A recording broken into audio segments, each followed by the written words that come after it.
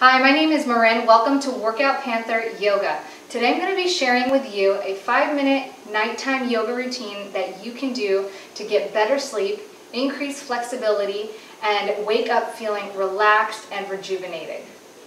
So the first thing I like to do is I like to stand with my feet together, chest forward, back straight, looking straight. Just give yourself a few really deep inhales and exhales right here. Find relaxation. Try to just relax your shoulders, relax your spine, find alignment in your hips and your shoulders, chin back. Looking up as you inhale, gazing forward as you exhale. One more big inhale, and with the exhale, we're going to bend forward, just reaching towards the ground, keeping our back flat, bending at the waist.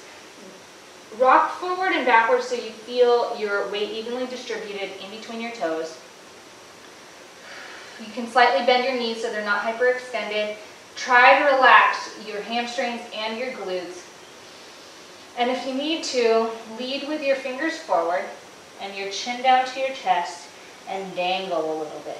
For some of you that feel really not stretched or tight in the back, this is really good for your upper back, your mid back, to kind of loosen it up. If keeping your hands straight is really difficult, go ahead and hold your elbows like this and just dangle very gently side to side.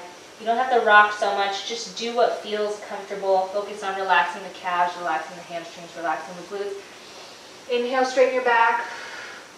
Exhale again, now this time flat back, focusing on that stretch here in the backs of your legs. Rock forward a little bit so your weight is distributed. One more time, keep that core tight. Deep inhale and exhale. Now what we're going to do is we're just going to put our hands on the ground. You don't have to do it with straight feet. You can come down slowly. Get in plank position here. And with a big inhale and then exhale, push back into downward dog. You're just going to gently ease your way into this. You'll walk your feet into it. You're pushing your upper torso away from the ground. Hips are reaching up towards the sky and heels are planted firmly into the ground. Relax your head in between your shoulders. Big breaths. Feel free to rock. Feel free to walk into it. Just whatever gets you into it. This is a really good whole body stretch to do. If it hurts, that's okay. You can lift your heels off the floor a little bit, bend your knees a little bit, and then just slowly try to push into them. You don't want it to be too rigorous or painful. You want to feel a little discomfort or a little tension. But this should be very relaxing, so ease yourself into each pose. And then when you're ready, big inhale, and then into cobra here. So this could be upward dog, or you can relax all the way down into cobra, and even right here, just to get a little compression in the spine. And you can also ease your way into this rocking side to side. And if you want a deeper stretch, come all the way up into that upward dog stretch. You can even relax the tops of your feet on the ground and look up towards the sky if you want to. Big breath in, and then when you're ready, tuck your toes and exhale back into downward dog. So you're going to spend some time here, and when you feel ready, you're going to exhale as you walk forward back into this forward bend again. Make it an easy forward bend. Be soft on the knees. Keep those toes and those heels evenly distributed with weight. And then as you inhale, straighten everything out.